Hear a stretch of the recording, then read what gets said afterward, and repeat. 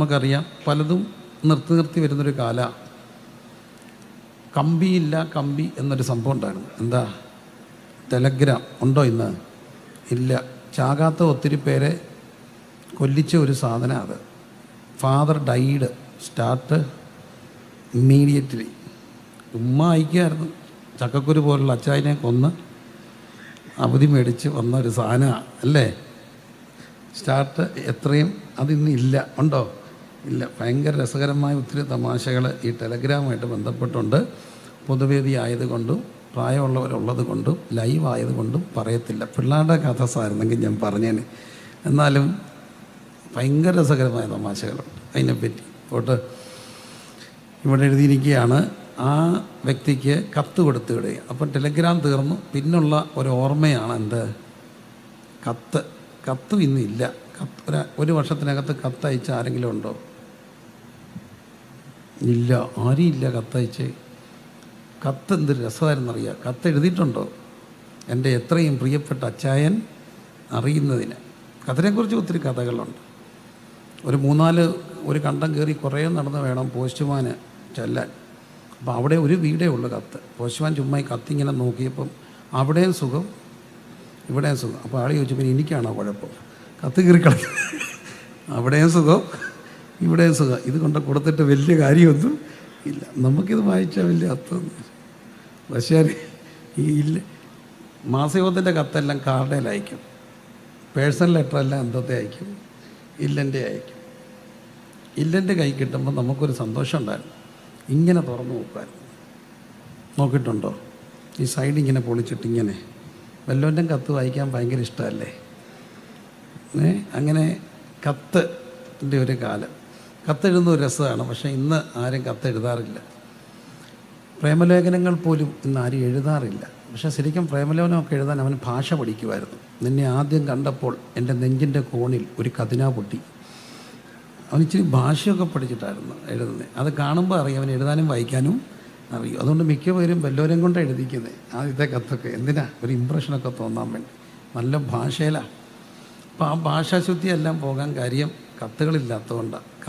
കത്തും തിരികെയാണ്. ഇതൊരു വ്യക്തിപരമായ കത്താണ്. ആ കത്തിൽ അയക്കുകയാണ്. ആ കത്തയക്കുമ്പോൾ പറയുന്നു, അവൻ മുമ്പേ നിനക്ക് പ്രയോജനമില്ലാത്തവൻ, ഇപ്പോൾ എനിക്കും നിനക്ക് ഒരുപോലെ എന്തുണ്ട്? പ്രയോജനമുണ്ട്. അപ്പോൾ ഇവിടെ നമ്മൾ മനസ്സിലാക്കേണ്ട ഒരു കാര്യമുണ്ട്. ഒരുവൻ രക്ഷാനുഭവത്തിന് മുമ്പ് പ്രയോജനമില്ലാത്തവനാണ്. നമ്മൾ പലരെക്കുറിച്ചും പറയുന്നൊരു വാചകമുണ്ട്. നമ്മളറിയാതെ നമ്മളെക്കുറിച്ചും പലരും പറയാറുണ്ടെന്നുള്ളത് മറക്കരുത്. ഗുണവും ഇല്ല ദോഷവും ഇല്ല. ഗുണവും ഇല്ല ദോഷവും ഇല്ല. ഗുണം വേണം, വേണ്ടേ? രക്ഷാനുഭവത്തിന് ശേഷമുള്ളൊരു മാറ്റം എന്താണ്? എനിക്കും നിനക്ക് ഒരുപോലെ പ്രയോജനമുണ്ട്, അവനെ ഞാൻ അയക്കുന്നു എന്ന് പറഞ്ഞ് കത്ത് കൊടുത്ത് വിടുക.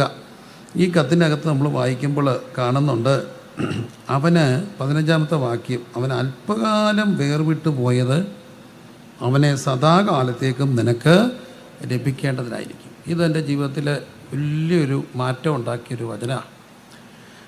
അമ്മമാരുടെയൊക്കെ ഉറപ്പിലേക്ക് പറയുക. ഒരു നല്ല കുടുംബത്തിലെ പെൺകുട്ടി ഒരു സന്ധ്യയ്ക്ക് വീട്ടിൽ വന്നില്ല. മനസ്സിലാക്കാനേ ഉള്ളൂ, വീട്ടിൽ വന്നില്ല.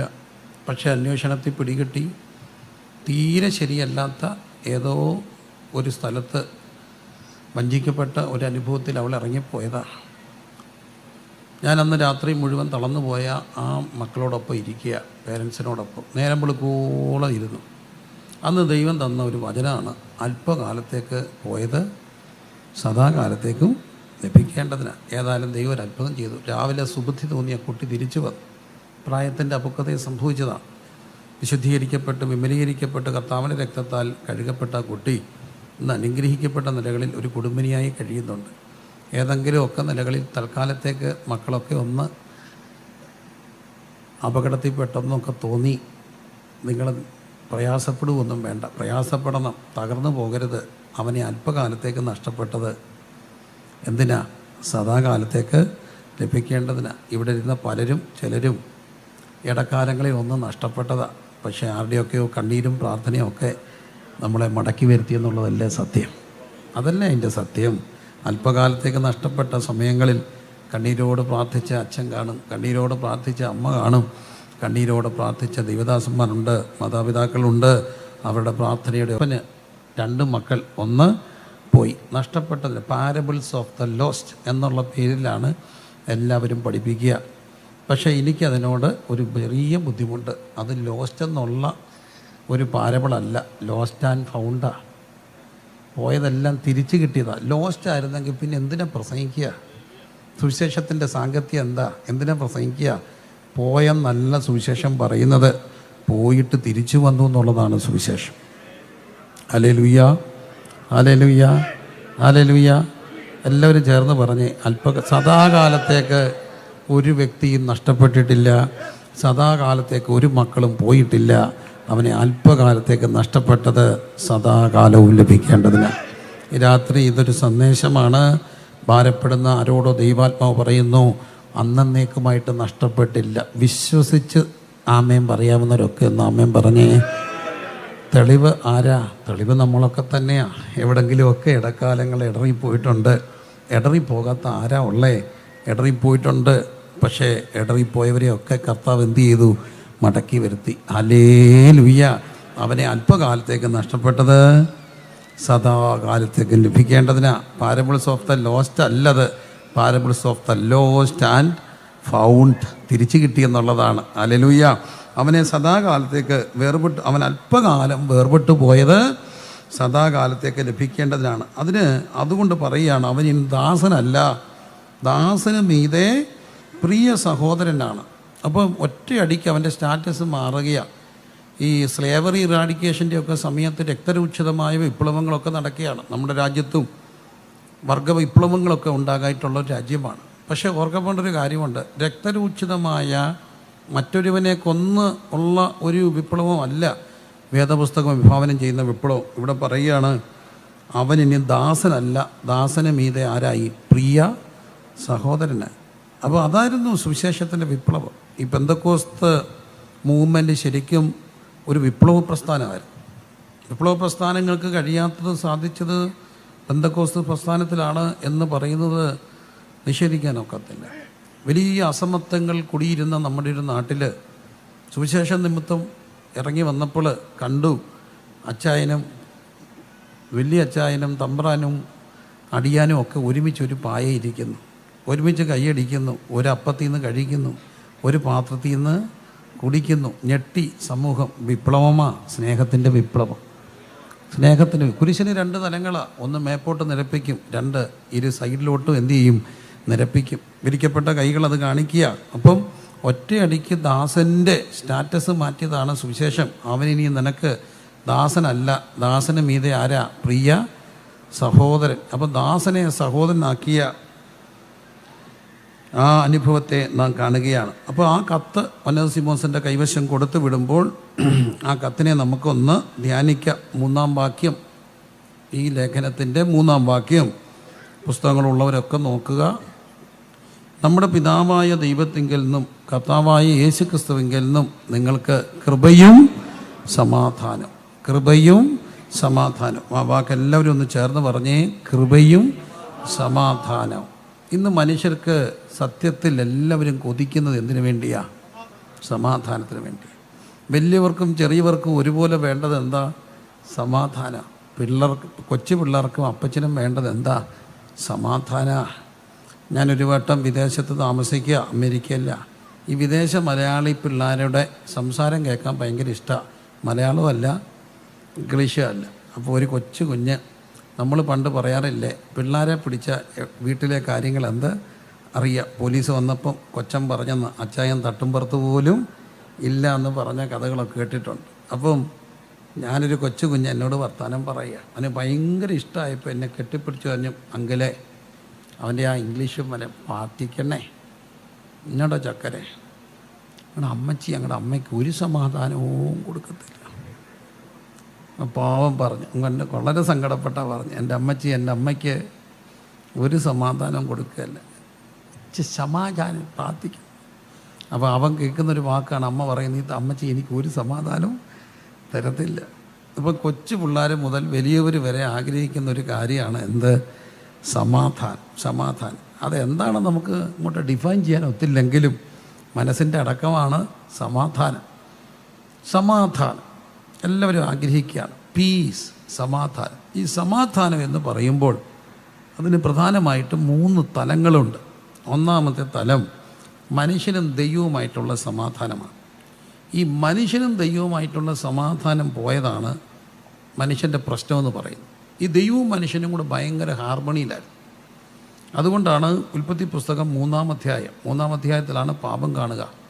3-ാം അധ്യായത്തിൽ നമ്മൾ കാണുന്നുണ്ട്, വെയിലറിയപ്പം ദൈവം തോട്ടത്തിൽ നടക്കുന്ന ഒച്ച കേട്ടു. അപ്പോൾ അന്ന് വരെ ഈവനിങ്ങിൽ ഇവർ നടക്കാൻ പോയിരുന്ന 3 പേരും കൂടെ, ആരൊക്കെയാ? ആദാമും ഹവ്വയും ദൈവവും കൂടെ. ദൈവവും ആദവും ഹവ്വ 3 പേരും കൂടെ ഒന്നിച്ചുള്ള ഭയങ്കര ഹാർമണിയായിരുന്നു, ഭയങ്കര സമാധാനമായിരുന്നു. അന്ന് അവർക്കും സമാധാനമായിരുന്നു. അതുകൊണ്ടാണ് ആദം ഹവ്വയെ കണ്ടപ്പോൾ ഒറ്റ പാട്ട് പാടി. ലോകത്തെ ആദ്യത്തെ കാവ്യം ആര് പാടിയതെന്നറിയാമോ? ആരാ പാടിയേ?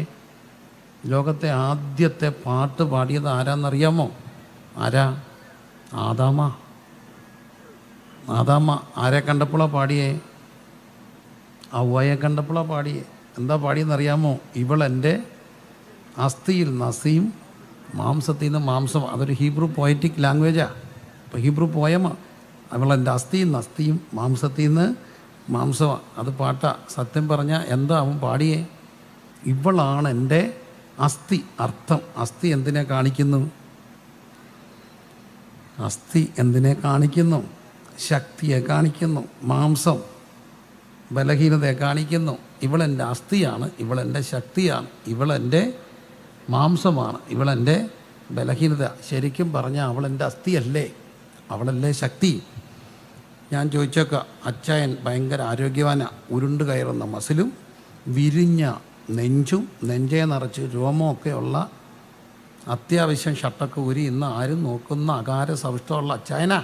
അച്ചായനും അമ്മാമ്മയും കൂടെ കിടക്കുക. പിള്ളേരൊന്നും വീട്ടിലില്ല, മിക്കവാറും പിള്ളേരെല്ലാം പോയില്ലേ. കിടക്കുക, ഒരു തട്ട്, ഒരു കൊട്ട്, ഒരു മുട്ട്. ആരോ കള്ളനാന്ന് തോന്നി അമ്മാമ്മയെ വിളിക്കാതെ ഇറങ്ങിപ്പോകാൻ ധൈര്യമുള്ള ഏതച്ചാനുണ്ട്? എന്നാ മനുഷ്യ, എന്തുവാ മുട്ട്? എവിടെ? അവിടെ. ചുമ്മാ കിടന്നുറങ്ങുക. ഇല്ലടി താണ്ട് തന്നെ പോത്തില്ലേ? പോകുമോ? പോ. അച്ചായന് പോകണമെങ്കിൽ ആര് വേണം? അമ്മാമ്മ വേണം. മിക്കവാറും കഥ തുറന്ന് ആദ്യം ഇറങ്ങുന്ന അമ്മാമ്മയാ. അച്ഛൻ ഈ ഷോ കാണിക്കത്തേ ഉള്ളൂ. ഞാൻ കണ്ടിട്ടുണ്ടല്ലോ, കട്ടിലേക്ക് എറിയുന്ന പാമ്പിനെ തല്ലുന്ന അച്ചായനെ അടിച്ചു വന്ന അമ്മാമ്മയാ. നല്ലടി നല്ല പുള്ളി ഷോ കാണിക്കെങ്കിലും പലപ്പോഴും അടിക്കണേ ആര് വേണം? അമ്മാമ്മ വേണം. അപ്പം അമ്മാമ്മ എൻ്റെ ആരാ? ശക്തിയാണ്. അതൊരു സത്യമാണ്. ഇവളെൻ്റെ ആരാ? അസ്ഥിയാണ്. അപ്പം തന്നെ പറയുന്നു ഇവളെൻ്റെ ആരാ? മാംസവും. അതും സത്യമാണ്.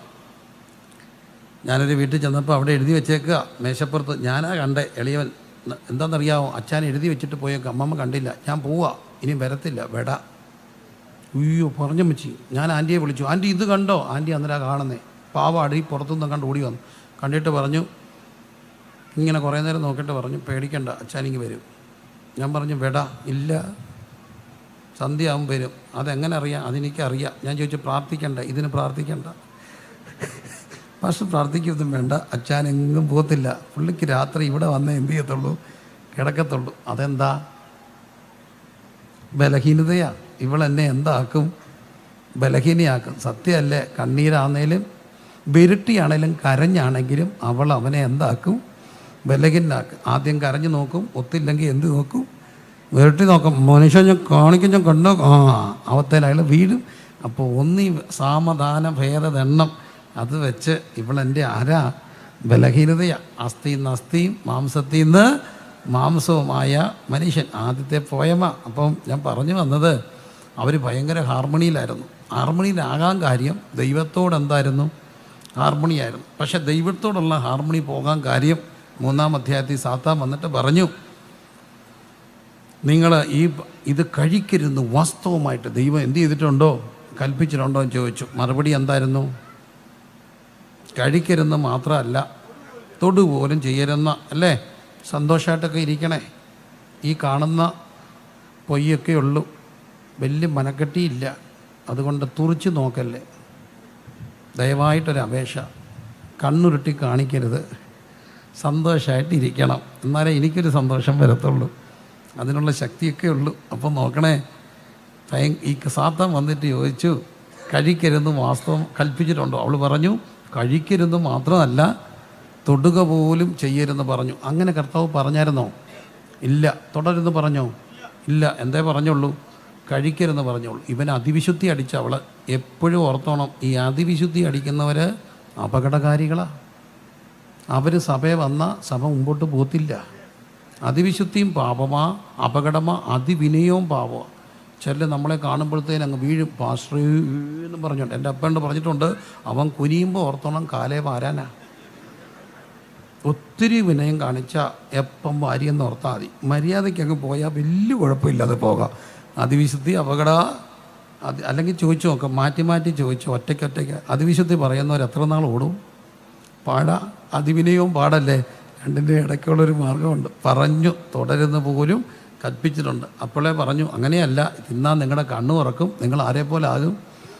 ഈ സാത്താൻ്റെ വലിയൊരു അപകടമാണ്. കള്ളം പറഞ്ഞ് വിശ്വസിപ്പിക്കും. കള്ളം പറഞ്ഞ് എന്തു ചെയ്യും? വിശ്വസിപ്പിക്കും. ഇപ്പോഴത്തെ ഈ പിള്ളേരൊക്കെ ലഹരിയുടെ ലോകത്തേക്ക് പോവുക. കള്ളം പറഞ്ഞാൽ വിശ്വസിപ്പിക്കുന്നത്. ഇതിനകത്തൊരു സത്യവും ഉണ്ടോ എന്ന് ചോദിച്ചാൽ ഉണ്ട്. പരീക്ഷയുടെ തലേദിവസം ടെൻഷൻ അടിച്ചിരിക്കുമ്പോഴാണ് ഈ കൂട്ടുകാരൻ പറയുന്നത്, ഈ സാധനം ഒന്ന് എടുത്തു ഇന്ന് പിടിപ്പിച്ചാൽ മതി, ഇന്ന ഉറക്കമൊന്നും വരത്തില്ല, കണ്ണു പറഞ്ഞിരിക്കും. ശരിയാ, 3 ദിവസം കറങ്ങി കിളി പോയി ഇരുന്ന് കളയും. ചെയ്യുന്ന കാര്യം ഭയങ്കരമായിട്ട് ചെയ്യാവുന്ന, അതും സത്യമാണ്. എനിക്കറിയാവുന്നൊരു കൊച്ചൻ ഞങ്ങളുടെ നാട്ടിൽ കോളേജിൻ്റെ ഒരു ഗ്രൗണ്ടിൽ പോച്ചയൊക്കെ ഇങ്ങനെ ഒരു ഗ്രൗണ്ടുണ്ട്, നമ്മളൊക്കെ അവിടെ പോയി ഇരുന്നാ. അപ്പോൾ ഞാൻ കേട്ട ഒരു സംഭവത്തിൽ കേട്ടത്, ഇവനൊരു വലിയ വീട്ടിലെ കൊച്ചനാ, ഒരു പോച്ചയെ പിടിച്ചുകൊണ്ട് ഒരു സാധനം വലിച്ചു. എന്തോ ചെയ്യാനാ? ആ തോട്ടത്തിലെ മുഴുവൻ പോച്ചയും കുന്ന് 1, കുന്ന് 2, കുന്ന് 3 പറഞ്ഞുകൊണ്ട് പറിച്ചു കൂട്ടി. ഏതായാലും ബോധം പോയപ്പം കണക്കിന് പോച്ച അതോടുകൂടി ഫ്ലാറ്റായി. അപ്പോൾ ഏത് കാര്യം ചെയ്യുന്നു അത് ചെയ്യാനുള്ള ശക്തി കിട്ടുമെന്ന. അപ്പം കള്ളം പറഞ്ഞ് വിശ്വസിപ്പിക്കാനുള്ളൊരു കഴിവ് ആർക്കുണ്ട്? സാത്താനുണ്ട്. ആ വഞ്ചനയിൽ നമ്മൾ പലപ്പോഴും ഈ സാധനം മേടിക്കുന്ന എല്ലാം എന്ത് കണ്ട, അഡ്വർടൈസ്മെൻറ്റ് കണ്ട വല്ല ഗുണമുണ്ടോ? ഇല്ല. ഇപ്പം വണ്ണം കുറയും, കിഡ്നിയുടെ പോവും. വണ്ണം കുറയാൻ കഴിക്കുന്നത് പലതും എന്ത് കുളയും? കിഡ്നി കളയും, അല്ലെ അസുഖം വരും. എനിക്കറിയാവുന്ന എൻ്റെ ഒരു സുഹൃത്ത് വണ്ണം കുറയാൻ മരുന്ന് കഴിച്ച് മരിച്ചുപോയി, ഇമ്മ്യൂണിറ്റി പവർ പോയി. അപ്പം നോക്കണേ, കള്ളം പറഞ്ഞ് വിശ്വസിപ്പിക്കാനുള്ളൊരു കഴിവ് ആർക്കുണ്ട്? സാത്താനുണ്ട്. ആ കള്ളത്തിൽ ഇവർ വീണു. അതാണ് പാപം. എന്താ?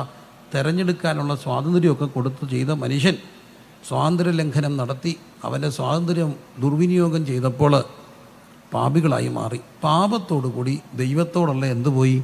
സമാധാനം. ജീവിതത്തിൽ ആദ്യമായിട്ട് ഭയമെന്നൊരു വാക്ക് അവിടെ വന്നു. ആദാം പോയി ഒളിച്ചിരുന്നു. എന്തിനാന്ന് ചോദിച്ചാൽ പറഞ്ഞു, നിന്നെ ഭയന്നു. ഭയം. ആ ഭയം ഉണ്ടാകുന്നത് പാപത്തിന് ശേഷമാണ്. ഇന്ന് നമുക്കറിയാം, ഫോബിയ എന്ന് പറഞ്ഞൊരു അസുഖമാണ്. ഭയങ്കര മിടുക്കരെ പോലും നമ്മൾ വിചിത്രമായ ഭയങ്ങളാണ് നമ്മൾ കാണുന്നത്. പേടിച്ചു പോകുന്ന, കുളിക്കാൻ വെള്ളം കണ്ട പേടിയുള്ളവരെ നിങ്ങൾ കേട്ടിട്ടുണ്ടോ? വർഷങ്ങളായി കുളിക്കാത്തവരെ എനിക്കറിയാം. 1-2 ദിവസമല്ല, വർഷങ്ങൾ വെള്ളം ദേഹത്ത് വീഴുന്ന പേടിയാണ്. മുഴുവൻ ക്രീമേലാണ് പോകുന്നത്, മുഴുവൻ വിചിത്രമായി ഭയം. ചിലർക്കോ പെണ്ണ് കെട്ടാൻ പേടിയാണ്, കേട്ടിട്ടുണ്ടോ? അതുകൊണ്ടാണ് ഈ പിള്ളേർ പല്ലും എന്ത് വേണ്ടെന്ന് പറയുന്നത്. കല്യാണം വേണ്ട, ഒരു ഭയമാണ്. കല്യാണം കഴിക്കാനുള്ള ഭയം. ഗൂഗിളൊക്കെ നോക്കുന്നവരെ പ്രസവിക്കാൻ പേടിയുള്ളവരുണ്ട്, അതുകൊണ്ടാണ് മക്കൾ വേണ്ടാന്ന് പറയുക. വണ്ടി അപകടം പേടിക്കുന്നവരുണ്ട്, റോഡിൽ വണ്ടി ഇറങ്ങിയാൽ ഇടിക്കും. എനിക്കറിയാവുന്ന ഒരു സുഹൃത്ത് തുറന്ന സ്ഥലത്തൂടെ നടന്നാൽ പേടിയായിരുന്നു, ഗ്രൗണ്ടിൽ. അപ്പോൾ ഇങ്ങനെ ഭയങ്ങൾ ഭയങ്കര വിചിത്രങ്ങളാണ്. പക്ഷേ ഈ ഭയങ്ങളുണ്ടാകാൻ കാര്യം ആരിൽ നകന്നപ്പോഴാണ്? ദൈവത്തിൽ നകന്നതാണ്. അപ്പോൾ മനുഷ്യൻ്റെ സകല സമാധാനക്കേടിൻ്റെ കാരണം ദൈവത്തോടുള്ള ബന്ധം നഷ്ടപ്പെട്ടു. ദൈവത്തോടുള്ള ബന്ധം നഷ്ടപ്പെടാനുള്ള കാരണം എന്താ? ഒറ്റ കാര്യമാണ്, പാപം. Sin of omission, sin of commission. ചെയ്യരുതാത്തത് ചെയ്യുകയും ചെയ്യേണ്ടത് ചെയ്യാതിരിക്കുകയും ചെയ്ത പാപം. ഈ പാപം മനുഷ്യനെ ദൈവത്തിൽ നിന്നുള്ള സമാധാനം കളഞ്ഞു. ദൈവത്തോടുള്ള സമാധാനം പോയി. അതുകൊണ്ട് ഓർത്തോണേ, പാപം മനുഷ്യനെ ദൈവത്തിൽ നിന്ന് അകറ്റും. പാപം മനുഷ്യനെ ദൈവത്തിൽ നിന്ന് അകറ്റും. അപ്പം ഒരുവൻ ക്രിസ്തുവിലേക്ക് വരുന്നത് എന്തുകൊണ്ടാണ്? ഇതാണ് ക്രിസ്തുവിൻ്റെ സമാധാനം, ക്രൂശിൻ്റെ സമാധാനം, ക്രൂശിലൂടെയുള്ള നിരപ്പ്. അവിടെ പാപബോധം ഉണ്ടാകും. 2 ബോധങ്ങളാണ് മനുഷ്യർക്കുണ്ടാകുക. ഒന്ന് കുറ്റബോധം, മറ്റൊന്ന് പാപബോധം. പത്രോസിനുണ്ടായത് പാപബോധമാണ്. പത്രോസ് എന്ത് ചെയ്തു? പോയി പൊട്ടി കരഞ്ഞു, അല്ലേ? പരനെ തള്ളിക്കളഞ്ഞ പത്രോസാധീരാവിലെ സമയേ പെരുതാ ദുഃഖം നിറഞ്ഞു പുറത്തിറങ്ങി പൊട്ടിക്കരഞ്ഞു. പെരുതാ ദുഃഖം നിറഞ്ഞു പുറത്തിറങ്ങി പൊട്ടിക്കരഞ്ഞു. പരനെ തള്ളിക്കളഞ്ഞ പത്രോസാധീരാവിലെ സമയേ പെരുതാ ദുഃഖം നിറഞ്ഞു പുറത്തിറങ്ങി പൊട്ടിക്കരഞ്ഞു. അപ്പോൾ പത്രോസിനുണ്ടായത് പാപബോധമാണ്. പാപബോധം കർത്താവിൻ്റെ അടുക്കലേക്ക് കൊണ്ടുചെല്ലും, അനുരഞ്ജനം ഉണ്ടാക്കും. എങ്ങനെ? അവിടുത്തെ പുത്രനായ യേശുവിൻ്റെ രക്തം സകല പാപവും പോക്കി നമ്മെ ശുദ്ധീകരിക്കും. നിങ്ങളുടെ പാപം എത്ര കടുംചുവപ്പായിരുന്നാലും അതിനെ ഹിമം പോലെ വെളുപ്പിക്കുന്ന കുഞ്ഞാണ്ട പുണ്യാഹ രക്തം, പ്രിയരെ, ആ രക്തത്തിലാണ് പാപമോചനമുള്ളത്. എന്നാൽ യൂദായിക്കുണ്ടായത് പാപബോധമല്ല, കുറ്റബോധമാണ്. കുറ്റബോധം യൂദായെ ആത്മഹത്യയെ കൊണ്ടുപോയി. ആത്മഹത്യ ചെയ്യുന്ന പലരും കുറ്റബോധത്തിലാണ്. ഈ കടം വരുത്തി വെച്ചത് ഞാനാ, ഈ തകർച്ചയ്ക്ക് കാരണം ഞാനാ, ഞാനില്ലാതായാൽ അവിടം കൊണ്ട് തീരുകയാണ്. ഒറ്റ ചിന്ത, കുറ്റബോധമാണ്. യൂദായിക്കുണ്ടായത് കുറ്റബോധം. പക്ഷെ പത്രോസിനുണ്ടായത് എന്താ? പാപബോധം. അത് അനുതാപത്തിലേക്ക് കൊണ്ടുവരും. കരഞ്ഞുകൊണ്ട്, ദൈവമേ, വലിയ നിലവിളിയോടെ കർത്താവിൻ്റെ സന്ധിയിൽ പാപങ്ങൾ ഓർത്ത് കരയുന്ന എത്രയോ വ്യക്തികളെ കർത്താവുമായിട്ടുള്ള എൻകൗണ്ടറിൽ കണ്ടിട്ടുണ്ട്. പക്ഷേ ഇന്ന് പൊതുവേ അത് കാണാറില്ല. കരഞ്ഞുകൊണ്ടല്ല രക്ഷിക്കപ്പെടുക, തുള്ളിച്ചാടിയാൽ രക്ഷിക്കപ്പെടുക. ഒരു ദൈവദാസൻ അതിനെക്കുറിച്ച് പറഞ്ഞു, എല്ലാം നോർമലല്ല ഇന്ന്. നോർമൽ ബർത്ത് കുറവാണ്, സിസേറിയനാണ്. മാനസാന്തരം പോലും സിസേറിയൻ ആയതുകൊണ്ടാണ് കരഞ്ഞുകൊണ്ട് രക്ഷിക്കപ്പെടാതെ തുള്ളിച്ചാടി രക്ഷിക്കപ്പെടുന്നത്. അപ്പോൾ രക്ഷാനുഭവത്തിൽ പോലും കണ്ണീരില്ലാത്തതിൻ്റെ ഒരു ലോകത്തിലേക്ക് വരുമ്പോൾ ഓർക്കുക, കർത്താവിൻ്റെ സന്ധി വന്ന് പാപങ്ങളെ ഏറ്റുപറഞ്ഞ് ദൈവസന്ധിയിൽ നിരപ്പാകുമ്പോൾ നമുക്ക് ദൈവത്തോട് എന്തുണ്ടാകും? ലംഘനം മറച്ചു വെക്കുന്നവന് ശുഭം വരികയില്ല. അവ ഏറ്റുപറഞ്ഞ് ഉപേക്ഷിക്കുന്നവർക്ക് ലംഘനം മറച്ചും ലംഘനം ക്ഷമിച്ചും പാപം മറച്ചും കിട്ടിയ മനുഷ്യൻ ഭാഗ്യവാൻ. അപ്പം നോക്കൂ, പാപങ്ങളെ ഏറ്റുപറയണം. പ്രിയരെ, ദൈവത്തോട് പാപങ്ങളെ ഏറ്റുപറയണം. പാപം ചെറുതാകട്ടെ വലുതാകട്ടെ, പാപങ്ങളുടെ ആവർത്തനം മനസാക്ഷിയെ നിർവീര്യമാക്കും. മനസാക്ഷി സജീവമായിരിക്കുമ്പോൾ ദൈവത്തിൻ്റെ ആത്മാവ് നമ്മുടെ മനസാക്ഷി പ്രവർത്തിക്കും. നമ്മുടെ ആത്മാവിൽ പ്രവർത്തിക്കുമ്പോൾ മനസാക്ഷി സജീവമാകുമ്പോഴാണ് പാപബോധം ഉണ്ടാകുന്നത്. എന്നാൽ കുഞ്ഞുങ്ങളെ, പാപത്തിൻ്റെ ആവർത്തനം മനസാക്ഷിയെ നിർവീര്യമാക്കും. അതുകൊണ്ട് മനസാക്ഷി കഠിനപ്പെടുന്നതിന് മുമ്പ് ദൈവാത്മാവിനോട് പ്രതികരിക്കണം. ദൈവാത്മാവിനോട് പ്രതികരിക്കണം. പ്രതികരിച്ച് ദൈവത്തോട് പാപങ്ങൾ ഏറ്റുപറഞ്ഞ് അനുരഞ്ജനപ്പെടണം. അങ്ങനെ അനുരഞ്ജനപ്പെടുമ്പോൾ നമുക്ക് ദൈവത്തോട് എന്തുണ്ടാകും? സമാധാനം ഉണ്ടാകും. അതാണ് സമാധാനത്തിൻ്റെ ഒന്നാമത്തെ തലം. ദൈവത്തോട് സമാധാനം കളയുന്നത് എപ്പോഴും എന്താണ്? പാപമാണ്.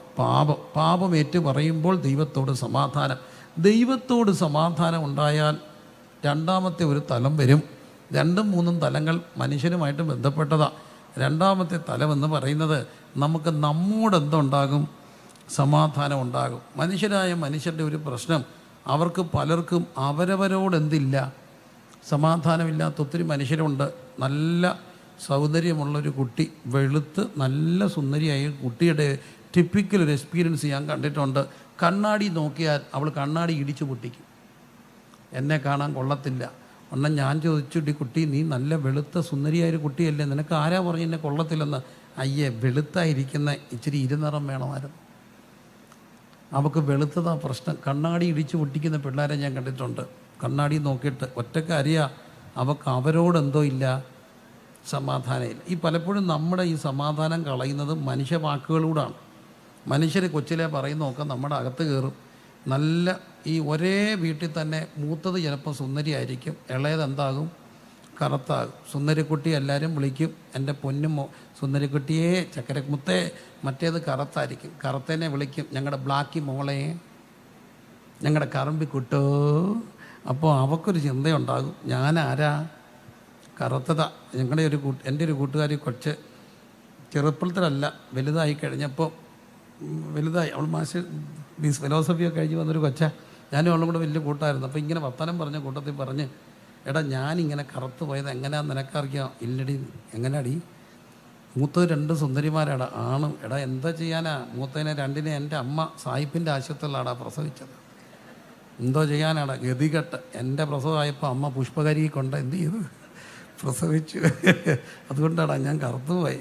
അപ്പം കറുത്തതോ വെളുത്തതോ ഇങ്ങനെ നമ്മുടെ അകത്ത് കിടക്കുന്ന ഒത്തിരി കാര്യങ്ങൾ നമ്മളോടുള്ള എന്ത് പോകും? സമാധാനം കളയാം അല്ലേ? അപ്പോൾ സമാധാനം പല നിലകളിൽ തകർക്കപ്പെടാം. അത് അകത്ത് സത്യങ്ങളായി കിടക്കും. ദൈവത്തോട് രഞ്ജനപ്പെടുമ്പോഴാണ് ഈ അസത്യങ്ങൾ പുറത്തു പോകുന്നത്. അസത്യങ്ങൾ പുറത്തു പോകുമ്പോൾ നമ്മളെ ദൈവത്തിൻ്റെ കണ്ണിൽ കൂടെ കാണാൻ തുടങ്ങും. നമ്മളെല്ലാവരും തന്നെ നമ്മളെ കണ്ടത് ആരുടെ കണ്ണിൽ കൂടാ? നമ്മളുടെ കണ്ണിൽ കൂടല്ല, നമ്മളെക്കുറിച്ച് മറ്റുള്ളവർ പറഞ്ഞ കണ്ണിൽ കൂടാണ് കാണുക. നല്ലപോലെ പഠിക്കുന്ന പിള്ളേരെക്കുറിച്ച് അച്ചായൻ പറഞ്ഞു, അമ്മ പറഞ്ഞു, പാസ്റ്റർ വന്നപ്പം, പാസ്റ്ററെ എനിക്ക് ഒരു പ്രശ്നമില്ല ഇവനെ കൊണ്ട്. എന്തോരം നല്ല ചെറുക്കനാണെന്നറിയാമോ? സ്കൂളിൽ നിന്ന് വന്ന ഉടനെ ഷർട്ട് ഉരിയിടും, ഹാങ്ങറയിടും, കൈയെല്ലാം ഉരി വെക്കും. പിന്നെ അവനൊന്ന് തിരിച്ച് കരഞ്ഞ് വന്നിട്ട് കുളിച്ചിട്ടിരുന്ന് പഠിച്ചോളും. നമുക്കൊരു ഭാരവും ഇല്ല. ഇവനുണ്ടല്ലോ ഈ മുത്തല, ഇവന് ഭൂതം. ഇവനാണെങ്കിൽ അപ്പോളെ ഇവൻ്റെ അകത്തൊരു കാര്യം കയറും. എൻ്റെ അകത്ത് എന്തോ ഉണ്ട്? ഒരു കുഴപ്പമില്ല അവർക്ക്. ഈ പറയുന്നവർക്കാ ഭൂതം. അവനൊരു ഭൂതവും ഇല്ല. ചിലപ്പോൾ ഇവനെ കൊണ്ട് ഇരുത്തിയാൽ ഇവൻ താഴെ വീഴുകയൊക്കെ ചെയ്യും. ഇവന് ഭൂതം ഉണ്ടായിട്ടല്ല കേട്ടോ, ചുമ്മാ കണ്ട് പേടിക്കരുത്. എല്ലാം ഭൂതം അല്ല, ഭൂതം ഇല്ലെന്നല്ല, എല്ലാം ഭൂതം അല്ല. മനഃശാസ്ത്രത്തിൽ ഇവൻ്റെ അകത്ത് കിടക്കുന്ന ഒരു കള്ളം, ഇവൻ്റെ അകത്ത് ആരുണ്ട്? ഭൂതമുണ്ട്. അപ്പോൾ അമ്മ പറഞ്ഞു, ഇവനെ കൊണ്ടാണ് എനിക്ക് ഒരു അക്ഷരം പഠിക്കത്തില്ല, ഒരക്ഷരം മൊണ്ണ. അപ്പോൾ അവൻ്റെ അകത്തൊരു ചിന്ത കയറും, ഞാൻ ആരാ? മൊണ്ണയാ. അപ്പോൾ എൻ്റെ പൊന്ന് പ്രിയപ്പെട്ടവരെ ഓർക്കണേ, മനുഷ്യർ പറഞ്ഞ വാക്കുകളിലൂടെ അത് സത്യങ്ങളായി നമ്മുടെ അകത്ത് കിടക്കാം. ഇതെല്ലാം മാറ്റുന്നത് നമ്മൾ മനുഷ്യരുടെ വാക്കുകളിലൂടെ നമ്മെ കാണുമ്പോഴാണ് അപകടങ്ങൾ ഉണ്ടാകുന്നത്. എന്നാൽ കർത്താവിൻ്റെ അടുക്ക് വന്നിട്ട് കർത്താവിൻ്റെ കണ്ണിൽ കൂടെ കാണുമ്പോൾ കർത്താവ് പറയും, ഞാൻ നിന്നെ പ്രിയനും മാന്യനുമായി കണ്ടിരിക്കുക.